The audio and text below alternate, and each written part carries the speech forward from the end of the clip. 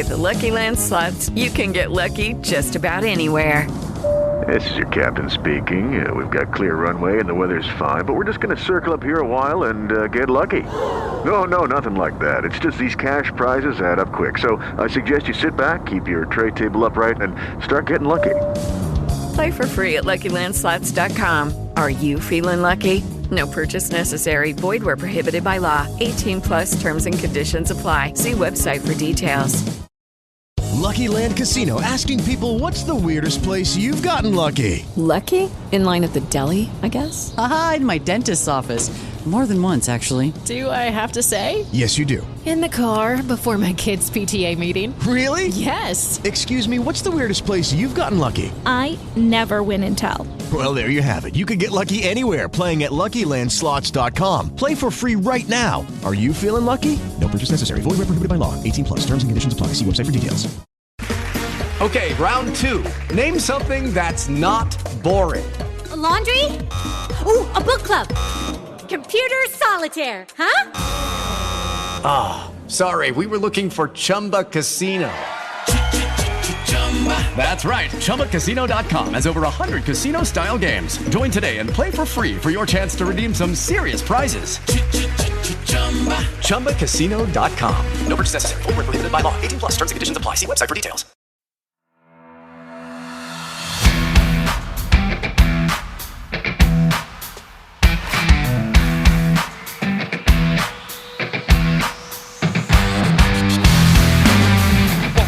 Rap Podcast, the place to catch up on all the regional and national rugby in Wales.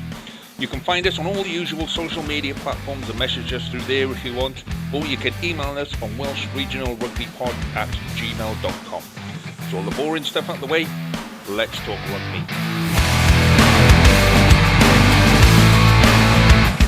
Hello and welcome to this week's edition of the Rap Podcast with me, Lee G, and joining me as always is Jamie and Harley. Good evening, gentlemen. Good evening. Good evening.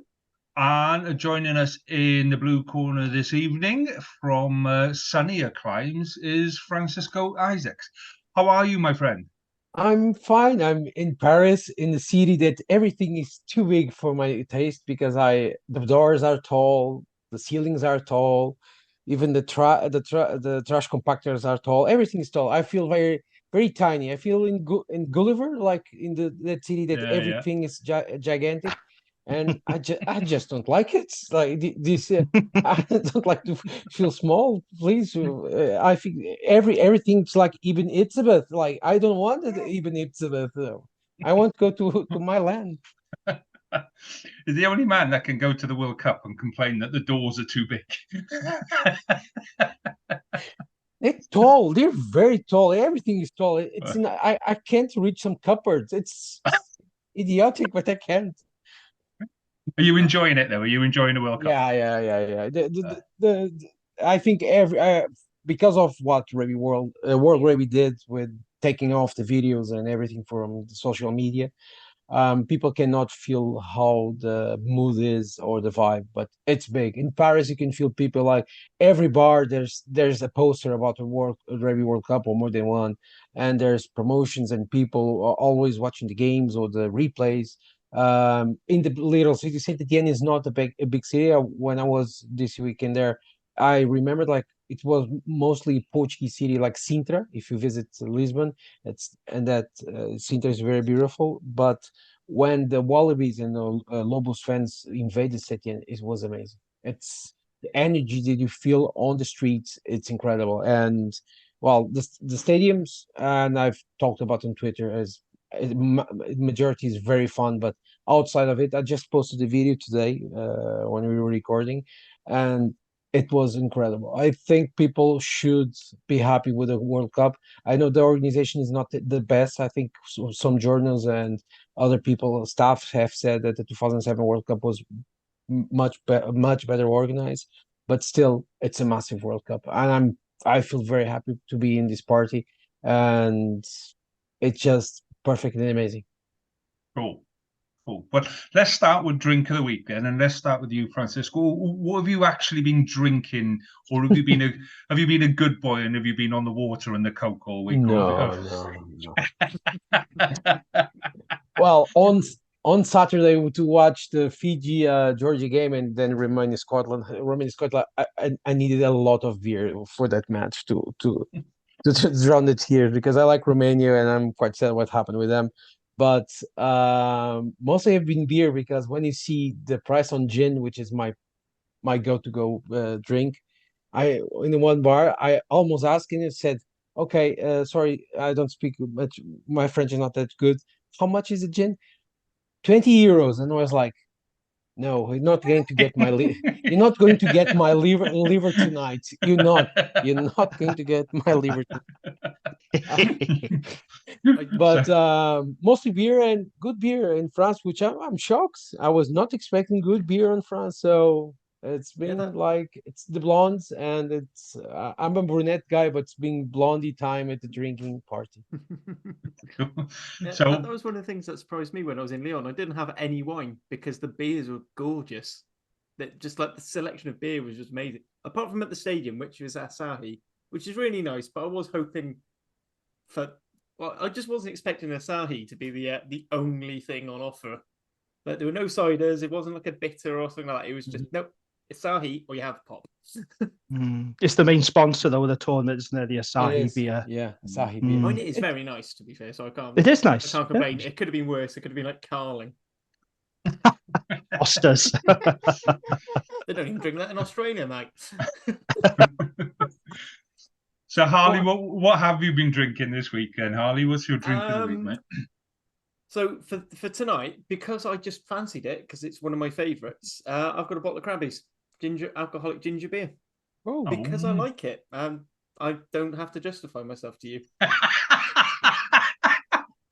Fair enough. I can't remember the name of half the beers I drank in Paris. They were in Lyon. There were far too many, including some very early. I did have a lovely pint of Guinness in Dublin Airport on my journey over to Lyon because our plane got cancelled the night before we flew out.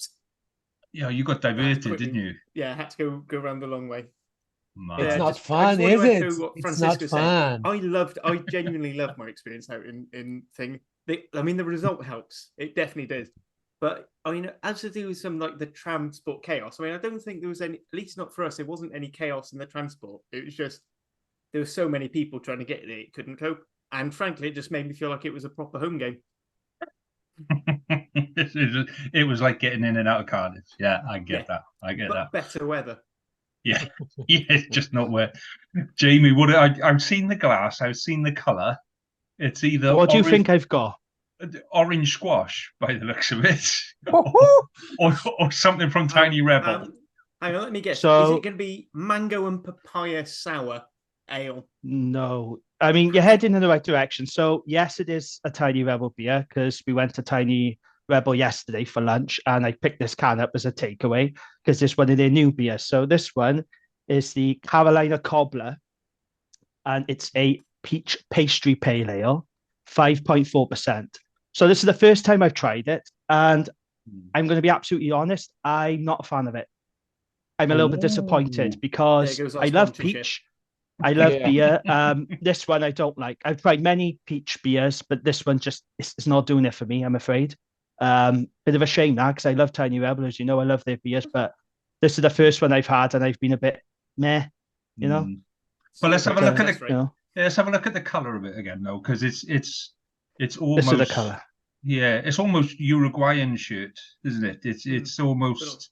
It's very cloudy. Yeah, it is a bit. Yeah, it's. Yeah, I'm not fussed on this one, I'm afraid, but I will drink it because it's like £5 a can, so I will be drinking it all. But it's not what I'm keen on. I can tell you that now. It's just not £20 a glass, €20 for a glass of gin. That could be worse. I'd rather be sober. Yeah, cool. So like I said, I went to the food festival a couple of weeks ago and I found the Little Goat Brewery. So this week's ale is called Scapegoat, which is a pale Antipodean IPA, which how we get an Antipodean IPA from Pontardawe, I don't know, but there we go. The guys at the food festival were really nice and they knew this stuff. Chill this one, don't chill this one, chill this one before, but take it out an hour before you drink it. And I'm like, dude, his Too beer. much faffing. Yeah. So, but yeah, it's a nice, decent ale, and it goes down very well. So, cheers to that, gents. Right, let's do some quick rugby stuff then. Let's do. There was a little bit of news desk stuff, James. So let's quickly run through that on the warm up games then. So what we got on the news desk? Yeah, not much on the by the way of news. All coming from the Ospreys. So Ospreys have signed former Bristol Bears winger Toby Fricker. It is a return to Wales for the 28-year-old who joined English Premiership side from Ebervale in 2019, but he left Bristol last summer. Good signing for them. And meanwhile, the young players, Iestyn Hopkins, Will Hickley, Lewis Jones, Liam Edwards, Lewis Lloyd, and Alex Ashton have signed new deals at the region. So yeah, good news for Ospreys fans. Toby Fricker, I think, would be a good pickup. He was all right for Ebervale. He was pretty good for Ebervale, actually. And he did okay for Bristol. I don't think he had many opportunities for Bristol, but when I did see him in a Bristol shirt, he looked pretty decent. So yeah, I think that's a good pickup. But that's the only bit of news I got for tonight. Okay. So let's quickly run through Scarlets and Cardiff, and then Dragons and Ospreys. Harley, have you heard anything from the Scarlets Cardiff game? Yeah, so I've got a few points I've picked up from people who are there, and general things. So the big one is Tinius de Beers looks like he's a perfect fit. He seems to be running all over the place and causing things. Set up a try for Theo Cabango, who, from everything I've said, people were saying Theo Cabango looks like he shouldn't be there because he's just a level above. He was just a level above everyone else. He just seemed to be having one of those games where it's like he should be up. Because obviously both teams put out more developmental, experimental things. Wyn Jones seems to be being seen more as a tight head at the moment. I don't know if that's just to explore depth. He's swapping. I know he can swap, but yeah, it's interesting that they're leaning onto it more. Hmm. Like it's normally been an emergency cover, not like actively trying to do it, which is a very clever thing to do with restricted squad budgets. I like that thing. Cardiff, apparently the line-out was running quite well with Shane Lewis-Hughes starting at second row for the first time in a while. You sound shocked. Somebody threw into the line out of Cardiff and caught the ball. Yeah. I'm sorry, am I supposed to go against everything else that's said in this pod about Cardiff? So the mauls are good. Apparently the scrum was a little bit of an issue, but considering how many different players and a new scrum coach who was renowned for marching backwards in scrums. I mean, I love Bubba, but he was not a good scrummager. And no one does it. It seems, about what you'd expect from pre-season friendly. A lot of people stuck their hand up. One interesting thing that seemed to happen is they moved Jacob Beetham to 12 quite early on as an experiment, and then had who was it, Harrison? Something Harrison, the one of the younger ones. So they had him pairing up with Arwell Robson. So it seems that they're really looking at a 10-12 dual playmaker access this season, which is a bit different. They've experimented it with Jared and Ben Thomas in the past, but I find Cardiff work better with a 10-15. But I mean, we've got these are the players we got. If we haven't got Max Llewellyn, we don't really have a big Bosch. Or do we? Based on a very cryptic message that came from Matt Sherratt about Willis Alaula. I know said that's all the things I've got from there. I mean, was it 21-12? It's not really a lot. Something like that. Other than it being a lovely scoreline because it reads the same backwards and forwards. It's I don't know what else really you can draw from a preseason game. It looks like a lot of stuff was tried. Some of it worked, some of it didn't. Yeah, I don't know how it was the Scarlets' point of view. So I know this next question is teed itself up perfectly. So, Jamie, pre-season games, what do we expect and what do we read into pre-season games if you're an Osprey supporter? Look, I think these pre-season games are good run-outs, aren't they? It's an opportunity to give minutes to players and just try out combinations. And, it's just about just getting some flow and momentum and getting everyone, blowing the rust off, isn't it? But, yeah, I will talk about... I know what you're referring to, Lee, don't worry. And I will talk about that now. So, so the Dragons beat the Ospreys 20-19 in a pre-season clash at Ronnie Parade on Saturday. I really don't want to use this cliche because I hate it, but it really was a game of two halves. So Dragons were, to their credit, they were very, very good in the first half. We had tries from Ewan Rossers and intercept. Hell of a wheels on that kid. I tell you what, he's just as fast as his brother Jared. He's really, really quick. And Ollie Griffiths then scored a try.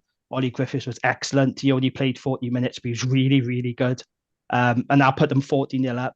Then the Ospreys hit back then. Jack Walsh scored. It was good work from Owen Watkin, made a good line break and put him in. So at half time, it was 14-7 to Dragons, and the Dragons, deserved to be in the league. It was pretty decent showing in that first half. The second half, however, was quite scrappy. A lot of changes were made, it's fair to say. So the Dragons made 8 changes at the break. And in total, Dragons used 28 players just in this game alone. And it was really confusing to know who was coming on, who was going off. It was so many players just back and forth, coming off the bench, coming onto the field. It was really difficult to keep track with who was who at times. I know, Ospreys did make a number of changes themselves. So I wanted to see how many changes Ospreys made because I couldn't quite remember off the top of my head. So I went on their website, and for some reason, there's no match report. There's no match report to this game whatsoever. So bear in mind, Cardiff did a match report, Scarlets did a match report, Dragons did a report to their games. Ospreys didn't do a match report. So I don't know what the reason is behind that. It just seems a little bit lazy, to be honest. But they did live tweet, in the game. So I counted, going on their X account, they made 12 changes from what I could see from the X account. But in the second, I was very scrappy. It was disjointed, lots of errors, lots of changes. Dragons scored 2 penalty kicks in the second half, and that proved to be the difference. Now, Ospreys did score 2 tries. Max Nagy scored, and Lewis Lloyd scored 5 minutes from time. So it needed a conversion from Jack Walsh to put them in the lead. And, unfortunately for the Ospreys, he made an absolute horlicks of his conversion. It was one of the worst conversions I've ever seen. It was way wide. It was awful. Donkey cheers from the terrace, which isn't nice, but it was a pretty bad conversion attempt. If they kicked that, they would have won, but he missed. And it was a bit nervy at the end, a bit scrappy, but Dragons did get the win. Ospreys actually outscored the Dragons 3 tries to 2. But it just came down to those penalties in the second half. That's what clinched it, really, in the end for the Dragons. And look, I've seen some comments about, the penalty kicks. Ospreys fans saying happy, taking penalty kicks in pre-season. To them, I say tough, because it's still a game, and it's still a game that Dragons want to win. It might be pre-season, but they still want to win this game for confidence and momentum. And there's no rule or law to say you can't take penalty kicks in a pre-season friendly, is there? And look, if you're watching the Barbarians, then fair enough. You don't want to see the Barbarians taking 3-pointers, but this was still a pre-season friendly. It was there to be won. The only reason they took those penalty kicks, by the way, is because the Ospreys defense was actually really good. So they were hammering away in the 22. They weren't really going anywhere. And they had a couple of penalties. And that's when they decided to take the 3 points. So it's actually credit to the Ospreys for their defence that they had to take those 3 points. But, it was an enjoyable game. Pretty good attendance as well, 4,670, which ain't bad, for pre-season of Rodney Parade. So, a good start to pre-season for the Dragons. And it's away to the Scarlets on Friday night. Just a quick thing. I just want to do something I never do, which is stick up for the Dragons. I don't know if you agree with Jamie, but I think one of the Dragons' biggest work-ons for the last thing is closing out tight games. Yes, that's true. Actually, then kicking penalty goals in that situation is exactly the sort of thing you want to do in pre-season, because it's practicing these game situations. I mean, another point, I'm borrowing this from Jed and Yestin on the attacking scrum the other day, but they pointed out that the problem is normally we do these pre-seasons against it'd usually be like Zebra away, or it'd be a championship, so English championship side. So the result almost doesn't really matter, because you just see that as disconnect. Whereas we're having our pre-seasons against our biggest rivals, and it doesn't matter what's on the line or if there's nothing on the line. The psychological thing of getting the edge over your nearest neighbour is something that can carry you through to the season, knowing I've got Cardiff have won so many games just purely because we've beaten the Dragons so much in the past in games we frankly definitely should never have won. And if it was any other team, we wouldn't have won, but the psychological edge that it gives and the negative thing it puts on the team. So for Dragons, do you know what? Kicking points. Do you know what? If they started doing drop goals from 50 metres out, I'd be all for it. Because that's exactly the sort of mentality that teams like the Dragon needs, because they just need to get used to winning. And, they're not going to get used to winning by hammering the door and not scoring. Yeah. And Luke Narroway said after the game, he said, look, I've been involved with games where, we've been in the lead, 70, 75 minutes, and then we lose it. So it was nice to see us clinch it out at the end. And, it only really got going the last 20 minutes, I would say. It started to get full throat the last 20 minutes because Ospreys then really came into it. And you would tell then they stepped up a gear. Our scrum disintegrated in the second half, completely disintegrated. We made so many changes. It was a bit of a baptism of fire for young tight end Nathan Evans. He really did struggle, but it was an entertaining game. And I don't really buy into this argument you shouldn't take penalty kicks in preseason friendlies. And for a team like the Dragons, we talk about to win games, it's important, isn't it? And you got to build that habit, and that's what the Dragons are trying to do here. So it's a good win. I think Francisco was agreeing with you on that, Jeff. I'm going to tell you a story about Portuguese rugby in the match that I played that we lost in the preseason match, and the guy, it was against Direito, which was one of the best teams in Portugal, has now Jerónimo Portela, João Granata, and so on. And their kicker, who's a 10, every time they had like a penalty, went to the post, and everyone was saying, "Oh, why we're trying to do new stuff," and so on. He said, "Well, we didn't lose to you the last 5 games. It's not going to be in the preseason. They're going to lose to you because we're not going to the season with a defeat against you guys. So I'm going to take the polls every time. And if it's making you mad, it's working. So bye bye." And we were pissed, and they won that match. And you see, it's how things are. Yeah, I sit on both sides of the fence. If you're losing, then yeah, it's a shit thing to do. But if you're winning and you're the one sticking them over, then it's a lot of fun. So yeah, I see both sides of it. So we got a couple more games this weekend, domestic games. So if anybody wants a full rundown on those, it's an ideal opportunity to let everyone know that we've got some new podcasts to listen to. So we have the Dragon's Lair with Jamie, which launched last week. That was a bit of fun, wasn't it, Jamie? Yeah, so just to quickly say about this, me and Gavin Thomas did our first episode last week. We didn't know how it was going to go. We didn't know if anyone was going to listen to it. Fair play, we've had really good feedback from it. The listening figures have been pretty decent, in fairness. And of course, a lot of people are asking, when can we be on Spotify? When are we going to be on Apple? But I did say that Lee and Sports Social are sorting that out. But no, to be fair, I even had a message from C.O. Tomlinson, the Samoa centre who plays for the Dragons. I had a message from his brother saying that he was listening all the way from Auckland and he really enjoyed the pod. So that's good news. It is good news. I am going to have to be careful now not to slag CO off on the pod if he has a poor game, because I know he'll be listed now. But yeah, we've had really good feedback and I enjoyed doing it with Gavin, and we got another one planned this week. And yeah, it's pretty good. Really good feedback. Cool. So obviously, on top of the Dragons there, we've now got Scarlet's Fever with myself and Hugh Griffin, that many of you know, and that's working its way onto YouTube as well. For Hugh does all of that. I'm confused as hell. So Cardiff Central. So at some point, I'm going to drag Harley onto Cardiff Central, and he's going to work his wonder with Cardiff Central. But we got Yestin and Alid on there for the minute. And then we've got the Ospreys Eyrie. And for those that don't know, an Eyrie is the name of an Osprey's nest. It's the official name of an Osprey's nest. So on that one, we've got Darren and Yestin. And then this evening, literally just before we started recording this one, we recorded our first Welsh language pod, which I said to the boys on this, I don't speak Welsh, but the boys that are doing it, which is Yestin and Carwyn from one from the Ospreys, one from Cardiff. And they said, "Oh, what should we talk about?" I said, "Talk all you want, boys." You won't understand it anyway. They can be talking about anything. Fucking word you say. So yeah, I've got to up my Welsh language skills, but all of those will be available as part of the Wrap family. And I'll make this call out one more time. So I really want to put together a women's pod, because I think that's the one bit of the family that we're missing. So if there are any women or people au fait with the women's game that fancy cracking it, do get in touch, because that would be perfect on that one.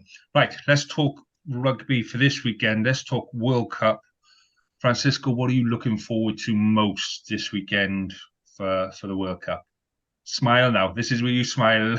Okay, I'm trying to. I'm pinching my face. Wait. Winning. In one word, win. I know if Portugal wins, it can put Fiji in a bad place, and make the Welsh people very happy with it. But we want to win. I'm After losing against Wales, a draw with Georgia, and this loss against Australia, I think it's time to Portugal win. We compete.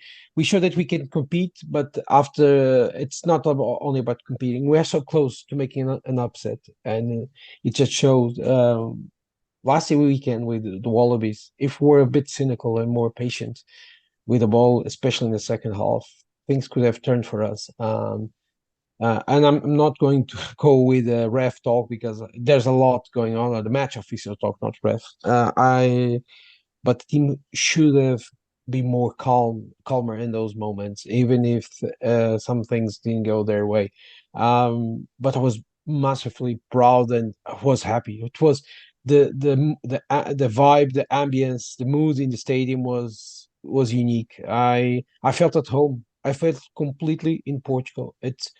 I cannot describe to you how the hollering and from the Lobos fans was incredible. From Portugal, from the anthem, from very many chances we have.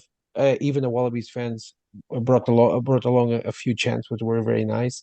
Apart from the booing Eddie Jones every time his face showed up on the big screen, for me it was a bit too much. But well, I get where they're coming from, but it was incredible. And to see Portugal doing so well at this stage, for me, and for any rugby fan, it's what we want from the sport. Oh, that's great. And you should be proud of them as well, Francisco, because Portugal are playing superb rugby. I mean, they really are a joy to watch, aren't they? I think they're capturing a lot of people's hearts and minds. Everyone's buying into Portugal. It is just really, really good to see. So moving away from Portugal and that particular game, were there any other games that that caught your eye this weekend, or last weekend, I should say? What other takeaways did you have from this weekend? Well, takeaways. I think we shouldn't have joked so much about the All Blacks. I think they are pissed with everyone. They're proper pissed. The smart thing was, after France would have been, or after Namibia, would have been to no one say anything and just let them die out. And because everyone was saying that Italy was going to win, or a major upset was coming, and All Blacks were going to miss for the first time the quarterfinals, I saw the press conference and they were proper pissed. I never saw the All Blacks so pissed in a press conference. It wasn't even Foster. It was the players. I think everyone went exactly to the place that we shouldn't have gone, was to their dignity. And you see almost 100 points to Italy. And it isn't a bad Italy side. It's a good team that knows how to play, knows how to defend. They were completely shell-shocked by every time what they did. And that game caught my eye. Uruguay and Namibia was also a very good match, I think. Disheartening for the Namibians because they were so close to doing an upset. But Uruguay showed that with a bit more years and a bit more funding, I think they're going to be a certain T1 side that Argentina should really like to have them on their side. And well, most of the matches I really enjoyed. Last night it was good to see Pollard back in because I really enjoy seeing Pollard play. And I think Tonga, even if Tonga didn't excel at the rugby, you can see that something it's starting to brew up. I just hope that as the Fijians had with the Drua, Tonga can have a side in Super A Pacific, because Fiji played a massive game thing for them. And I think the URC and the new Super Rugby are other places to go. Top of 14 is a perfect league because the French are doing a lot for Georgian and Romanians and Portuguese and Chileans and so on. But everything it's coming to be, and those were the matches I really enjoyed, and I think we were very happy to have a full weekend of very good games. Yeah. Thank you for talking not about Portugal because I was almost crying when after what we were saying. So, Charlie, you could go in. This one might be a bit of a more of a painful one. So as I said, and I don't think we've got a formal script resolved very loose, but just more of a one I've been thinking about. How do you feel the tier 2 nations have gone this World Cup? I know we've still got one weekend left, but do you think I think for me personally, some teams have performed better than expected, some haven't quite performed. What's your overall thinking of standard? Do you think overall the case to have more game, me personally, whether they've performed a bit better or a bit worse, I still think it's a case that we should play them tier 1 outside should play them more often. But just wondering what you think as a sort of someone who sees these teams a lot more regularly than maybe some of our listeners would. So, three things. First, I've said already this in your podcast first time I came here. We can't only play against T2 sides every 4 years. I know there's more games going on. Georgia had very good games in 21 and 22. Also, and 23 they played Scotland in the warm-up for the World Cup. But Portugal, Uruguay, Chile, Tonga, Fiji, Japan is not a T2. Please, people, they're T1. Yeah. Let's not ride on that conversation again. And I think we need more games, more test matches. I know this is going to bring a lot of talk, but I am not against the Six Nations. Six Nations is a tournament. It's private. I've said this like a million times. People have to start reading and listening to the podcast. I almost cursed. Sorry. So it's a private tournament. So let it be. There's the Rugby Europe Championship, which is a very good competition, and it's streamed free, so you don't have to pay anything to see it. You just have to. We have even a projector and maybe a fantasy this year. So and South America has a tournament and so on. But we need the summer and the autumn windows. We have to have some type of competition, open world league. So T2, T1 sides play. There's no ring fencing. There's no blockade. Do whatever you want. Find a solution that the World League is decided at every 2 years. So it's not finished after 1 year. It's finished after 2 years. It can be a fun competition. You could have for regions South America with the Pacifics, or Africa and Europe and Asia with Pacific, whatever. We can find solutions, but we can't close because it's fun to see now the Lobos and the Fijians and so on.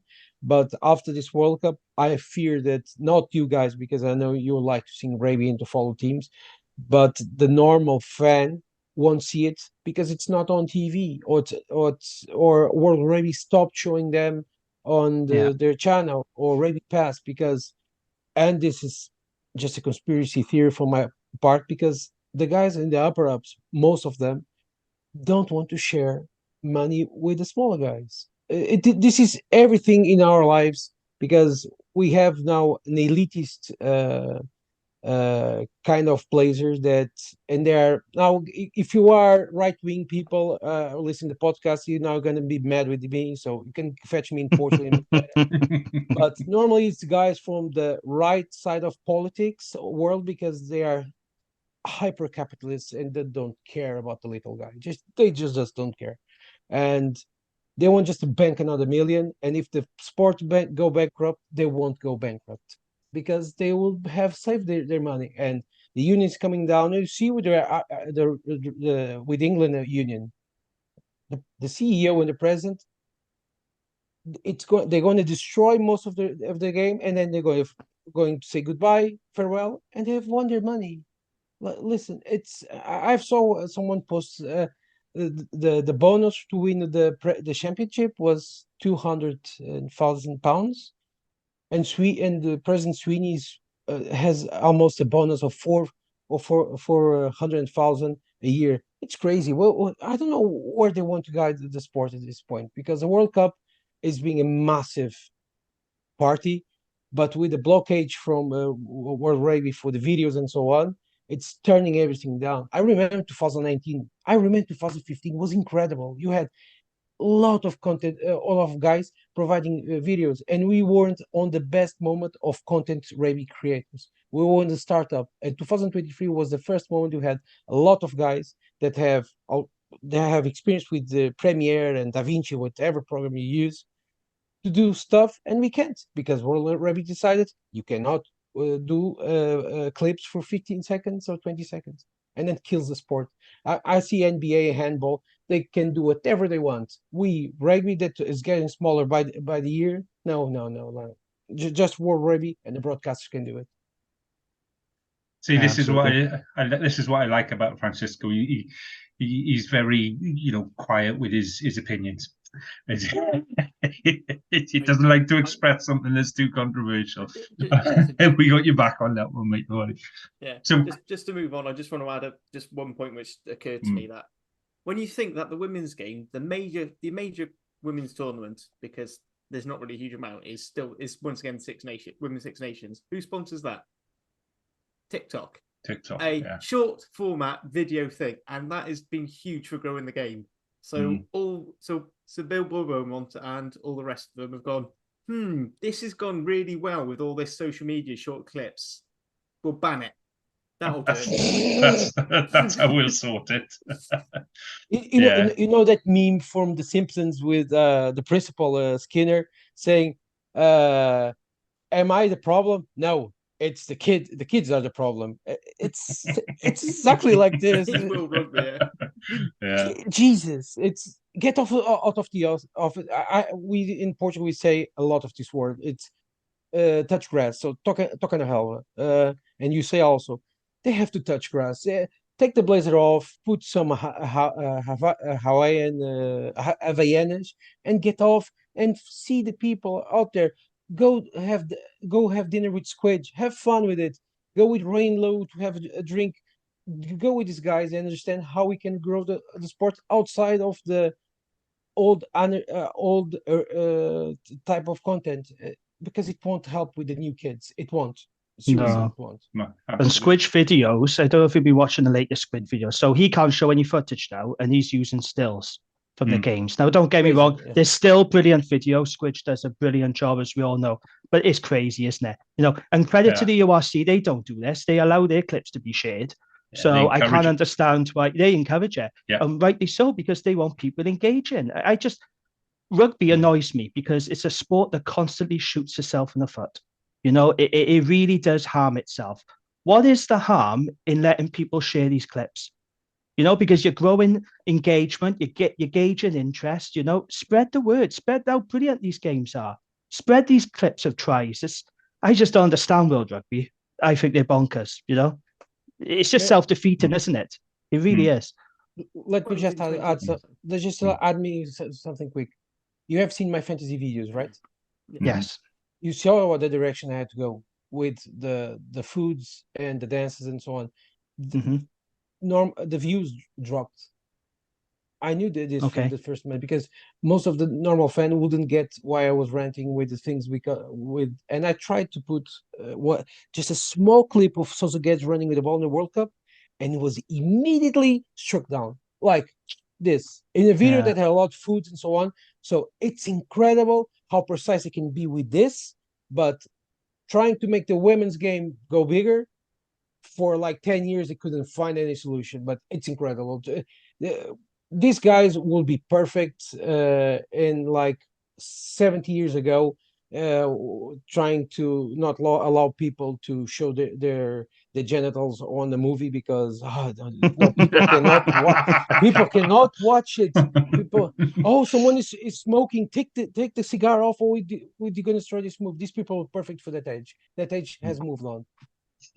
It's frustrating because there's so many brilliant content creators out there who can spread the word of rugby far better than anyone at World Rugby ever can. There's some really brilliant content creators on YouTube, and the fact that they just kept getting shut down all the time, it's just, But if you're in charge, if you're in charge of marketing the World Cup, and you've got a whole load of people that are going, I want to help you market the game. I want to make the game look sexy. I've got a whole load of people that will watch what I put out there, and it's all got your logo on it, and it's all got your advertising and your branding. So you're getting multiples for free, and they're sitting there going, no, we're not having that. We're not having that. We demand to pay for our advertising. It doesn't make any sense at all. Go on, Harley. The advertising's not that great. Literally, one of the few adverts I've seen is, I don't know if you've seen the William Hill. Francisco, you've probably like this going to be. But obviously, they've got William Hill's on an advert. They obviously couldn't get the licenses, so it's a very badly pronounced Welsh national anthem. So we're doing a bit of a Flower of Scotland, and then Fields of Athenry, not even Ireland's cool, and Land of Hope and Glory, not God Save the King. They're all in these, like, the right colour, but the badges up, like, so it's just like a generic Welsh sort of looking badge. It's not the three feathers, which, typically. The Scottish one is just, I think it might just say Scotland in it. Apart from the fact, clearly the guy who's doing Welsh and the Irish guy have clearly never sung the spoken Welsh or sung in the Irish Fields of Athenry before, because they have no idea how to do it. Because I think it completely mess up the pronunciation of it. It's just like, but that's the most of advertising I could see. But the weirdest thing with Squidge being copyright blocked is, will Rugby actively get Squidge to do videos for them? In 2019, he did a video series with Elmer Schmidt. Like, what? And then you're like, right, this guy we know can do work, so we're going to stop him. It's ridiculous. Just me. Seriously, these guys should apply for the Tory party because they'll get in no problem. Yeah. Let me just Let's get political, is there? No, we can get political if you want. Because I don't mind. Yeah. Just hope there's no Tories listening to this. That's all. Look, if there's moderate Tories that doesn't exist anymore, because if you are Tory at this moment and you still support them, you are just completely nuts. Sorry to say it.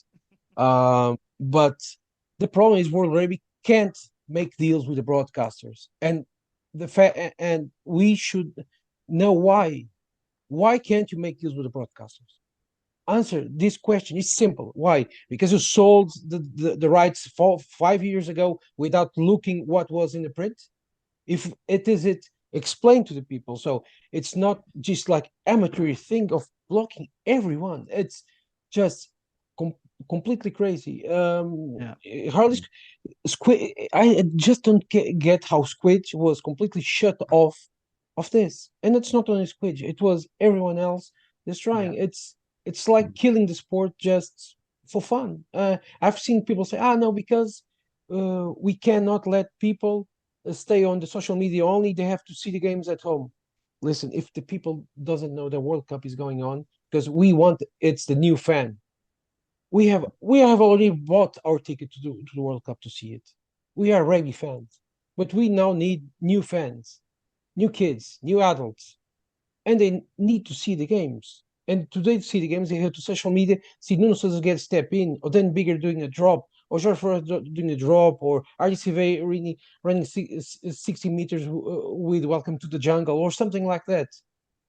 This is how you sell a sport with video games and so on. And everything we can do with this, we think completely otherwise. I love the URC because of it. There's no shit around. You can do whatever you want to the footage. Just bring new fans home. And that's it. Because Super Rugby lost a lot of fans the day that we couldn't share their footage. The NPC, which is a brilliant league that they have in, you don't have a highlight on Twitter or Instagram. Nothing. How can people even talk about something that only the official accounts share it? It doesn't work like this these days, and they know better. But because they pay so little to the little guys inside of their staff, the guys from the comms and the marketing, they don't get to understand what they're doing wrong. That's a shame. It's a real shame, isn't it? So one thing I miss, just before we move on, I know we want to move on, but just wait a minute, because the one thing I absolutely miss out, I really miss, and it's a shout out to Jared Wright, so he does Rugby Bits, writes for Rugby World and stuff. He's South African, isn't he? Yeah, South African, he does gift drops of the game, and they're genuinely better than highlights because he'll pick up funny things, like they'll do a funny, like, it'll be Trevor Nyankane sticking his tongue out, or, it'll be an absolute masterclass of the scrum or beautiful ball and stuff. And it's things like you wouldn't normally see on a highlights package, because highlights package would be, here you go, his last part passes a try. Whereas, he'll show up like the lead up to it and like all the builds, and there'll be several angles, or it'll be big hits. And literally, like, I found that was how I'd ended up watching a lot of the BOK tests during the Rugby Championship, because I already pay for my license. I pay for Viaplay. I pay for BT Sport. I can't afford to pay for Sky Sports on top to watch Rugby Championship Super Rugby. So that's how I caught up with those games, is by watching his gift drops and watching the highlights. And I found the gift drops gave me a much better sense of how the game went than the highlights do. Yeah, he's worth a follow on social media. Is Javid, right? So I urge anyone who's listening to this who don't follow him, because he's really good content creator as well. Yeah. Right, so let's move on. So we've got a big weekend coming up for everyone, but in particular Wales and Georgia. It's a big game for Wales, even though we qualified for the quarterfinals. Team's been released early today. You've got to say that's a fairly strong team to go up against Georgia. There's a little bit of niggle left over from last autumn. So yeah, Francisco, what can we expect from Georgia this weekend? You can expect a hurt Georgia that know that is the last chance to strike a win in this World Cup, and they're going to try it. I think they finally found their mojo against Fiji. Learned some from the mistakes they did against Australia, mainly against Australia, not against Portugal, because I'm going to keep saying that Portugal is as good as Australia at the moment. So kill me if you want. Yeah, we'd agree with that. Yeah, we agree. Yeah. Okay. But Georgia against Australia kicked a lot, and it just destroyed that game plan that worked so well with you. It was, I know 1 year ago was a very physical match.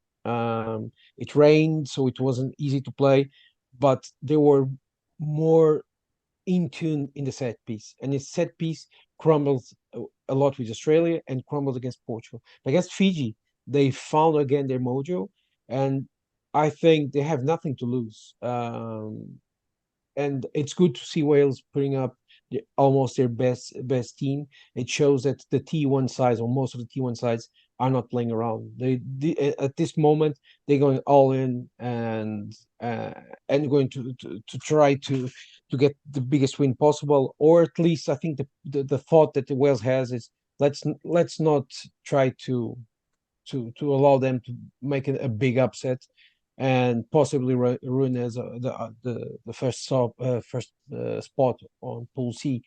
So I don't know if Merab Sharikazi, their captain, is going to play. I'm for sure that Lasha Jayani is not going to go to the pitch because he broke, I think, his foot, or it was an ACL. It's still not being divulged what was it, but he went out in the little cart that takes the players out in the well, the word is missing now, but Lashainen is not playing. Merab Sharikaz is out. Pekka Grogazi didn't play already with Fiji, and they had to get two new players because Modebazi also was seriously injured in the last minutes of the game. So they're going to put almost their best 23. But if Sharikazi doesn't play in and some other guys don't recover, Fiji going to have a bad time on the scrum mainly.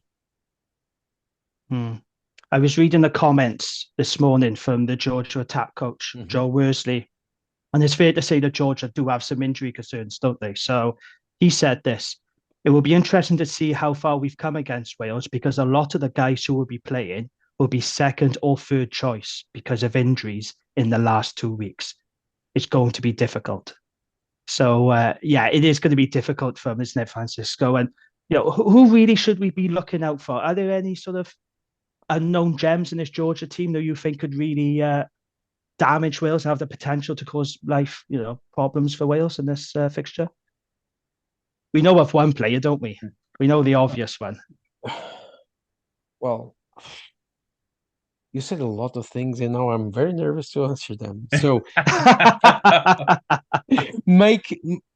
choose to make a question, dear sir, because I won't put Georgia in a bad place at the moment. So ask again. Ask one question. Ask one question. Okay. How difficult is this going to be for Georgia, given their injury problems? And do you think they can make life difficult for Wales despite their injuries? I think they can make life difficult for Wales. I really think. I don't know if they're going to make life hard for Wales for 80 minutes, and that's you don't win games by playing 40 minutes. Well, Australia did against Portugal, but we are the ones responsible for it. And there's other teams. For example, Fiji only played well for the last half hour against Georgia and won because they clinched in those moments, and Georgia was a bit unlucky in the end. But also they ruined two big chances in the end to win it. I think Wales is going to win it. You are more relaxed, more or less pressured. Georgia's pressured to get a result from this game. They have nothing to lose, but it's nothing to lose with a lot of pressure in it. It's different from Portugal, which they don't have nothing to lose, but no one was expecting us to get a win. And I think a lot of people, including myself, was expecting Georgia to get at least 2 wins in this World Cup. And they are on the verge of exiting it without what they mostly want. Yeah. So yeah, I think they're going to do you problems. But after 60 minutes, the bench they have, it's not their prime replacements. It's like second choice, mostly second choice replacements, and that's going to pan out in favor of Wales. Yeah. Okay. It's a good answer. No, that's very good. I apologize if I confused you with my question. No, because I try. See, I went already to 2 podcasts, and everyone did the nice thing to avoid talk about Romania because it's a very tense and complicated subject. And Georgia, I don't want to put them in a bad place because I really love them, and I think they were unlucky with some of the games. Rugby is like this. I think they should have been more patient, but the problem is the set piece. We remember how Wales went with Georgia last autumn, and the set piece of the Georgians were incredible. It was perfect. The scrum was perfect. In this World Cup, sometimes it's completely perfect, and other times it looks like they can't withstand the other side. It's strange. There's a variance of quality that it's not normal in the Lelos, and I think with Wales, it's going to be the same. Now, if they finish better, strong the second half, maybe they can do an upset. But I think it's going to be the otherwise. They're going to start very strong first half, and then they're going to end the second half. They're going to break. No, that's fair enough. Yeah. Wales' selection just shows how much Gatland, probably in a way Pivac necessarily didn't respect, how much Gatland actually respects Georgia, because it said when he's gone for a full team, part of that is because otherwise some of these players wouldn't have played the 3 weeks. But I mean, the fact is he didn't have to stick Nicky Smith on the bench, who's ostensibly one of our strongest scrimmaging loose heads, because he knows the potential that can happen. Even a second, third choice Jordan Prop is going to be decent in the scrum. So I think they're being a little bit more respectful than perhaps, because Pivac basically skipped over the Georgian game to the Australia game during the autumn, and they played like it. So it's quite good stuff. In terms of players, so obviously everyone will know like people like Niniashvili. I'm guessing hopefully he'll play. Are there any others who maybe not necessarily in the first team, but who you've seen playing for Black Lion, or someone who might come in that might be one to watch out for? Well, I think Mr. Wario Chachiladze is going to play. So the man with a beautiful stash. You've seen my meme about him, right? Yes, you've seen it. Yeah. It is spot on. I can share it here. I'll find it and I'll put it here. But Gaga Chachiladze, so this the man with the stash. I think what he brought against Fiji was incredible. 25 tackles and 2 turnovers at the breakdown, and 4 dominant tackles, which is big. for the 32-year-old. I would say Luka Matkava. I know he has some problems kicking the ball around, mostly to the poles, but he's just as elusive as Niniashvili. He's crazy. If Wales gives him a bit of space, you're going to have a very, very bad time because he's very quick and he takes his chances. I would say that Kavaseladze, so the center who's subbing, no, he was starting with Charikadze against Portugal, so he's going to be massive against you. And I'll say also the prop, Becca Gigashvili, which is like I was standing beside him when Portugal played after the game, and he's just like a block of cement, like this big, and he looks like a Fijian, but in Georgian. It's incredible, like big, strong, knows how to play. He's quick and works well on the set piece. So those would be my picks for Wales, for the players you should watch. Of course, Niniashvili, which is just ludicrous what he does with over ball, and I think they're gonna. I think they have to have this mindset to have a good match against Wales and maybe almost win it or win it. They must have fun in the game, because if they stop having fun, they're going to lose. Because Wales at this moment, and I think all the Welsh fans should see this. Welsh players are having fun playing under Gatland again. You can see the players like to play. They want to play around the tactics and so on. They are joyous about it. And I think Georgia against Portugal, against Australia, and just the last 10 minutes against Fiji, or the last 50 minutes, but those 65 minutes against Fiji, they were having fun. Every tackle, they were laughing or like intense. So they could feel the team coming around. Everything went nicely. I think for this match, if I could talk with Georgia, would be have fun. Really, it's not the last game you will have ever in a World Cup, and this is just the middle of the road. So please have fun. Don't think about anything else. Just have fun. It's one of those things that you don't often see, isn't it? There's players smiling on a pitch. So yeah, it would be nice to see Georgia having fun, but hopefully not too much. So let's wrap up with a little bit of what we're expecting from the game and the prediction. So Jamie, a quick kind of 2-minute summary of what you're hoping for from the Georgia game, and then your prediction, please. Well, I like a win, obviously. A bonus point win would be handy. Just to say, I really like the team that Wales have picked. I'm glad that we've gone relatively strong. So it's 6 changes from the side that beat Australia. And we talked about this with Simon Thomas, didn't we, on last week's pod, about making changes, but not too many. We do want to make wholesale changes. But if you look at the changes we made, I think they're pretty good changes. I think it's right to give Jack Morgan a rest because he needs it. And I've seen comments of people saying, why are we playing Liam Williams? Why are we playing Zammit? Why are we playing Faletau? But I think people need to remember with Taulupe Faletau, he didn't take part in any of the warm-up games. Mm-hmm. He didn't take part in, some of the training camps. And he needs game time. And Gatland said the more game time he gets, the better he will be. And we saw that, didn't we, against Australia? He was looking back to his best. So it's absolutely right the Faletau's played. I am expecting a Wales win. Like Georgia, I've got a lot of problems. Joe Worsley has said it's going to be second, third choice players. I don't think it's going to be a massive blowout. I'm not going to predict a blowout because the last time I did, it did not go to plan, did it? So I think Wales will win by about 10 points. I'm going to say 10, 15 points, somewhere in between that. But I do think Wales will win. And I think we'll top Pool C. And now be Gatland proving his doubters wrong yet again, because so many pundits, so many experts said we were not going to get out of Pool C. It was supposed to be Australia and it was supposed to be Fiji. Wales were given no chance by a lot of people. And yet again, Gatland's going to work his magic and get us out this pool and win in Pool C. Happy days. Okay. Harley, what are you expecting and what's your prediction? I think going on, just sort of backing up on what Jamie said with like the changes, they all make sense. So Adam Beard went home to see his but because Biff is child, so and congratulations as someone who's still living on the high of being a new dad. It's I wouldn't have missed that moment for anything.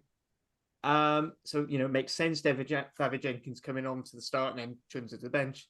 You want to rest Morgan just because you don't want to burn him out because he's just been going so hard at it. Yes, and so it makes sense then to bring Lake in to start, and also gives some of these players a bit of extra game time, because if there is an injury in the quarterfinal, some of these players won't have played since Portugal. I think I've already alluded to Smith on the bench. I think is just a worry about the scrum in the second half, because Domachowski is a decent scrummager, but Nicky Smith is probably the best scrummaging loosehead in Wales at the moment. Yeah. So, that makes sense. And then if you've got Anscombe starting with Cassell on the bench, it makes sense to have a centre on as the 23, and with Dyer coming in to rest Adams. It all makes sense. Like Jamie, I don't think we can have a blowout, but I still think it should be a bonus point win. 15 to 25. I'd say it's not quite a blowout, but it's good. I think it'll be comfortable, even if it doesn't necessarily look it. Okay. So I think a bit like the Portugal game, I had no doubt we'd win, but it was just getting a bit edgy of the bonus point. I think was the sort of situation I was going for there. Yeah. So before I asked Francisco for his predictions, he's just shared the images with us. So they're definitely going on social media. I've seen one of them. I haven't seen all of them, but yeah, I'm loving it. I'm loving Dick Dastardly. I might make that my profile picture. It's for a few absolutely days. amazing. And the fact that you're laughing at it yourself, Francisco, when you've obviously seen them more than once says how good they are. So your predictions for Wales-Georgia then, my friend? I would say 38-27 final score. No, let me 45-28. I'll up a bit for Wales, because I think Wales will have a very good finish. Okay. I think that'd be a cracking game if that's the score. Yeah, because they have nothing to lose. This is a final match. So what do you have to lose? I'm looking forward to the fact that Australia have got to stay until Saturday. They can't go home early. They have to stay just in case something miraculous happens. So they have to stay and watch all those games on Saturday, and all of the boys are going to be sat there with their bags packed and the axes out and the evil eyes at Eddie, and Eddie Jones is going to be cowering in the corner going, "Oh, fucking hell, boys, leave me alone." So yeah, that's what I'm looking forward to on Saturday. And the Wales game, I think the pressure's off in terms of we've qualified, and that's usually where we stuff something up. That's usually where something goes wrong, where the pressure's off. So I get good going with the team that we've got. I really don't know what kind of game to expect, because I think we have got an eye on the quarterfinal, and what kind of game are we going to play in the quarterfinal. I think if we end up playing Argentina, Georgia just before that is probably a good warm-up, a similar sort of side, a decent pack, decent kind of set piece with the ability to turn stuff on. I know Argentina haven't done that so far, but they've got the ability to turn it on in the background. So they did look a lot better with Sanchez, who is a fly half, playing at fly half, instead of Carreras, who's a winger playing at fly half. That's one for a friend of the pod, Hugh. For that, he's been moaning about that ever since they first started picking him. He's right. Oh, I agree. So he doesn't even like playing fly half, according to some Gloucester fans I know. So my prediction is Wales by 15 points. It'd be 30-15 or something like that. I actually think Georgia will do really well, but I don't think it'd be a high scorer. So anyway, whilst we've got Francisco on the pod, do we want to do Fiji Portugal, or should we? I don't know. I don't think the question is do we do. I think the question is does Francisco want to talk about it? Because there is a slight chance that Portugal could finish above Georgia and Georgia would be fifth in the pool. It's a very small chance, but it is possible. Well, I drink some water so I can cry a bit if you want. I mean, hydrated. But yeah, I think that's the thing that scares Georgia and is exciting Portugal, is the chance that you can still go for fourth place. And it's going to be massive. I think Portugal-Fiji can be one of two games. You can have the A game, which will be electric, fantastic, with the teams trying to open the ball, giving a very good fight at the set piece and the breakdown.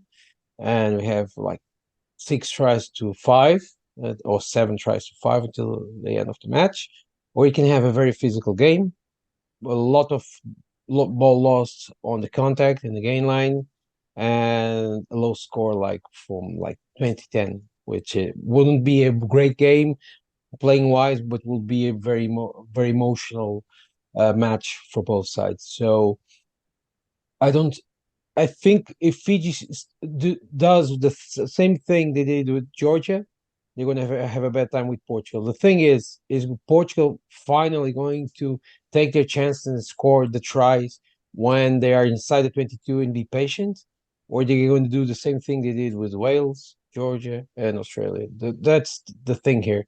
I've just tweeted while we were recording that Nunes won't play, so the fullback broke his arm against Australia. Now, thank you, Mariki Koribetti, for that shoulder charge. It wasn't a tackle. Whatever you want to tell me, I'm not going for the match official or decision, but it wasn't a tackle. Sorry to say, he just went like a ballistic missile, and for me, that's not allowed. If he wants to on the Rugby League, he can go to Rugby League, do it. Rugby Union shouldn't be allowed, but okay, it's done, and he's injured and so on. So we're gonna have Manuel Cardoso Pinto, which is almost as fantastic as Nuno Sousa. So he doesn't have that much of a good kick, but he's very exciting with the ball in his hands. So it's going to be a massive. I really want to see who Fiji puts on, because they don't have time to rest. And I think Simon Hawavai, if I'm saying the name wrong, sorry, but he can't rest players. If he rests players, he's giving Portugal a chance to do an upset. And I know he needs just 1 point, but I've seen teams on football losing championships and premierships because they put on a team and they just needed a 1 point, 1 goal. It's better not to play around with teams like Portugal, Georgia, or Uruguay. You should go full on with them. So let's see. I think it's going to be a massive match. I just hope we're going to have the tricolor that everyone wants. Cool. Fantastic. Well, it's going to be a cracking weekend of rugby. I know that. I shall be stocking up on a few extra tins of Pringles, because my stress eating will go through the roof this weekend. So we will finish up on the important bits. Yeah, the whole point, the whole purpose of the World Cup. So firstly, Fantasy League. So top of our Fantasy League, we've still got Precariat on 3,315, 3 points in it between him and Sir Dumpalot in second place on 3,312. We're a fucking mile off the pace, boys. We are so far down the table. It's unreal. I'm in 45th. I think had a Lazarus style recovery. Thank you very much. I am on a late charge. Late?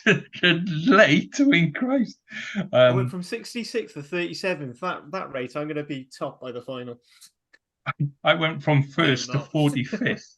I was first at the end of the first week. I'm in 45th now. And my boy is 20 points ahead of me. He's 2 places ahead of me, so he's 20 points ahead. But I did just load it just now. So Jamie, I think you're in 68th. Carwin is in. Yeah. I think Carwin's doing best of us. Can I just what is the league? I want to join in to see how bad I am. We'll send you the link, and you can do the. What's the name? Just say the name. It's the Rugby World Cup. It's the official Rugby World Cup. It's the one. Oh, yeah. Well, this is in our league. This is in the rap league that Carwin set up. Oh. But propping up the table is B. Calder on 53 points. So it could be worse. Did not change their team. They set random and just left it. Somebody forgot their logins after the first round. And so finishing up then on Hair of the Week. I mean, I thought it was quite disappointing Hair of the Week. And then Tonga turned up last night. And the winger looked like he was wearing some kind of porcupine wig. I thought it was amazing because he had like two-tone hair, and like everywhere he went, his hair was all over the place. I thought it was amazing. And then one of their props, had what I can only describe as a reverse duckbill. He was like short all over the top and dark hair, and then bleached blonde out the back. But it was kind of like coming out, and it looked like a giant duckbill coming out the back. And when he was running, it was flapping up and down like this. I thought it was just, top class. So they're in my top hair standings for this week. Although I was very disappointed up until the Tonga game, and then hair replaced itself. It was good. It was good. Right. I think we're done for tonight, gents. I think we're all finished for another week. So, a massive thank you to Francisco for this evening, my friend. I thought we've been absolutely fantastic. It's been a pleasure. You're welcome back anytime you want. And whether you want to talk about beer, rugby, or politics, you will always be welcome, my friend. Yeah, nice. Oh, I think it's because I'm in Paris and the revolution. I'm already a very left person, not a communist and so on. I'm a social left guy, but being in Paris and feeling the vibes of the French Revolution, I just want to set a fire and destroy something. I need it. I don't know why, but it's something is calling it to me. Maybe tonight I'm going to set a fire somewhere. Where's World Rugby headquarters? Sorry, Ireland. Oh shit! Well, you can do Welsh Rugby Twitter a favour if you'd read it, because it's the same building as the IRFU. Yeah. But I'm pretty sure wanting to set fires all the time where I'm from is called being a scout.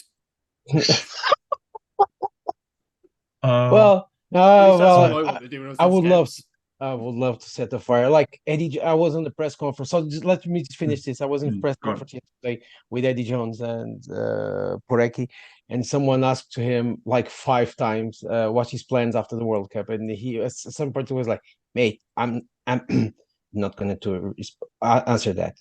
And then a journalist said, "Okay, then I have a question for you." And say, "Come on, mate. What do you want to do? Negativity again?" No. What are you going to watch a Fiji game? Because I would like to have a beer with you.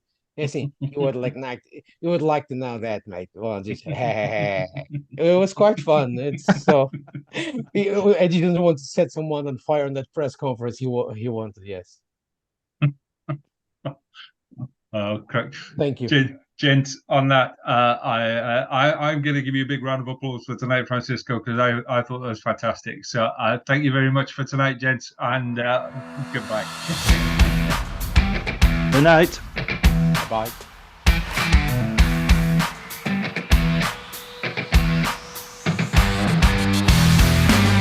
Thank you for listening to the Wrap Podcast. We hope you enjoyed listening as much as we enjoyed recording it.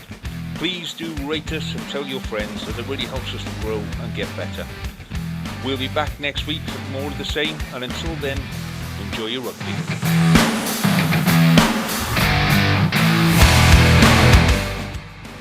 Sports Social Podcast Network. With Lucky Land Slots, you can get lucky just about anywhere. Dearly beloved, we are gathered here today to... Has anyone seen the bride and groom? Sorry, we're here. We were getting lucky in the limo and we lost track of time. No, Lucky Land Casino, with cash prizes that add up quicker than a guest registry. In that case, I pronounce you lucky. Play for free at LuckyLandSlots.com. Daily bonuses are waiting. No purchase necessary. Void where prohibited by law. 18+. Terms and conditions apply. See website for details.